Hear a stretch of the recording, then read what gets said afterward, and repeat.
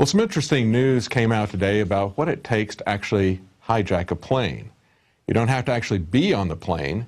You don't have to have box cutters, or you don't have to have a lot of liquid to hijack a plane. No, actually you can do it from an Android phone. Yes, a hacker used an Android to remotely attack and hijack a plane. In a practical demonstration of how to remotely attack and take full control of an aircraft, this seminar, Hack in a Box security conference, they said the complete attack will be accomplished remotely without needing physical access to the target aircraft at any time, and a testing laboratory will be used to attack virtual airplane systems. The person doing this said that once he's into the airplane's computer, he's able to manipulate the steering of a Boeing jet while the aircraft was in autopilot mode. And the only countermeasure available to pilots, if they even realize they're being hacked, would be to turn off the autopilot. Yet many planes no longer have old analog instruments for manual flying. Tesco, the person doing the hacking, said that he could take control of most all airplane systems, and he could even cause the plane to crash by setting it on a collision course with another plane, or perhaps with a collision course with a skyscraper. Who knows? It's interesting, I find, that if you look at Operation Northwoods, they were talking about remotely controlling airplanes and staging a false flag terrorist attack back in the 1960s. And we didn't see anything about any remote control technology until really after September 11th. And then it was all over the place. We saw everything about Predator drones and global hawk drones that were spying on people, used for surveillance. That became kind of a large part of the narrative of the Afghanistan war right after September 11th. That didn't just pop on the scene any more than the X-ray machines at the airports just popped on the scene conveniently after the underwear bomber. No, these things are in the pipeline for a very long time, especially if it's something that is militarily developed. And you can bet that if somebody can do that today with an Android, 10 years ago there was technology that the Pentagon had where they could do that. And it's not just airplanes that they're hacking, it's also minds that they're hacking. There's a lot of stories lately about mind control and brain control. And just the last several days, we've had stories about artificial brain. We've had stories about robotic brains using nanotechnology to let them be self-aware and autonomously make their own decisions. And now we see a story about, from Popular Science, a Harvard neuroscience scheme to change decisions in your brain. Volunteers were told that they could press a button whenever they'd liked to remember the position of a clock's second hand at the moment they decided to act. 5 seconds before the volunteers reported that they had decided to press the button, the scientists noted electrical activity in the area of the brain involved in initiating movement. Now that scientist, Kryman, is taking that experiment a step further. As soon as he sees a telltale brain activity that signals a decision to push the button, he flashes a stop sign on a screen in front of the volunteer. So far, all we have is people saying, "That's weird. How did you read my mind?" So no mind control yet, but just a bit of harmless mind reading, according to Popular Science. It may not be all that harmless. When the government is doing these many experiments openly on mind control, and mind control experiments, of course, go back again to the 1960s, to MK Ultra, to the LSD experiments that the CIA was doing.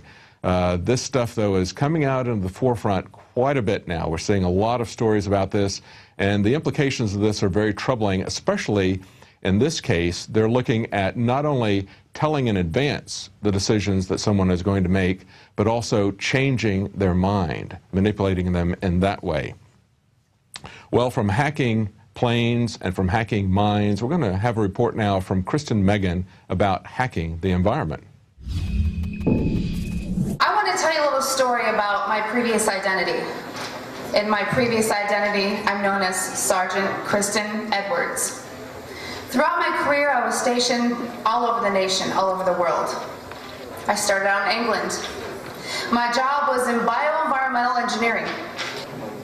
When I was at Tinker Air Force Base, Oklahoma, I heard about geoengineering, and I thought, oh, those crazy conspiracy loons. I'm sure we've all heard of Alex Jones from Infowars.com. Yeah. The man I once thought was a loon, wearing a tinfoil hat, living in a bunker, that I just shunned off as, you know, this guy doesn't get it. Did he strap on a uniform? Has he gone out there and defended his country?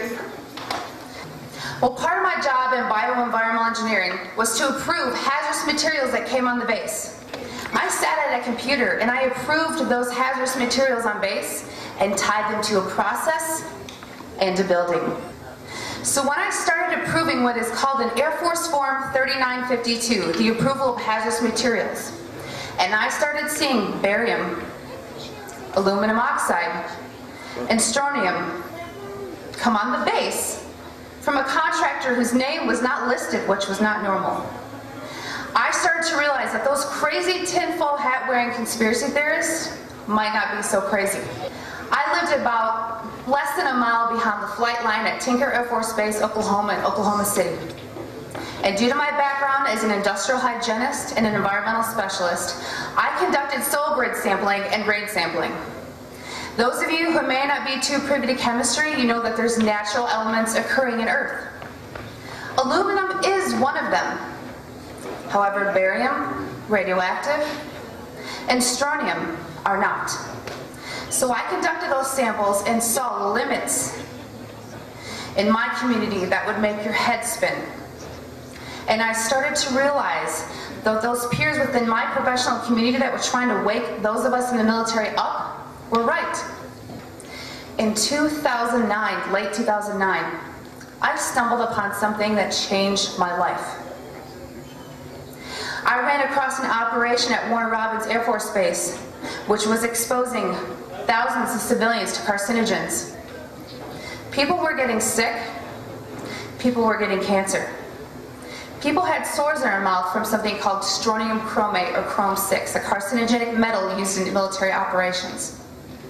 So after what I saw at Tinker Air Force Base, Oklahoma, and then what I saw at Warner Robins Air Force Base, Georgia, everything that I knew, everything that I thought I knew, this great nation, we are heroes. I had 4 stripes on my arm and 11 medals and ribbons on my chest. I thought I was protecting my homeland. And I'd ask you that are veterans, or any of you that are civilian, what do you do in your careers? Do you work in the medical profession? Do you work in an airport? Where do you work? And what do you see? Because I guarantee you, if you step back and you connect those dots, you will see things that never made sense to you before. If you know someone who's in the military now, or you know a veteran, engage them.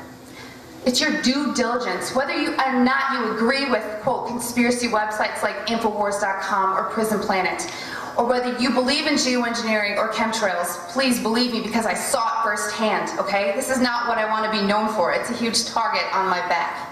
I ask you to ask those veterans in your family or those friends and ask them to rise up, as Robbie Wells says. Do your part. Defend your nation. Join Oath Keepers. Get in touch with all the alternative media outlets. Support the acts and musicians. You guys, it all matters. I have people tell me, why do you do what you do? There's nothing we can do about it. I know the TSA is unconstitutional, but what can we do about it? Well, let me tell you, I've done things about it, okay? I've shot documentaries. I've done TV shows. I have things in the works I can't even mention so that they don't get edited before they air. You can do something about it. So just remember these numbers. 2001. I thought I was doing good. 4 stripes on my arm, 11 medals on my chest. One day to change my life. What day will be yours? Because trust me, it will come. It will directly affect you, and you will remember this. So please, rise up, do your due diligence, do your own investigations, and support your military by educating them.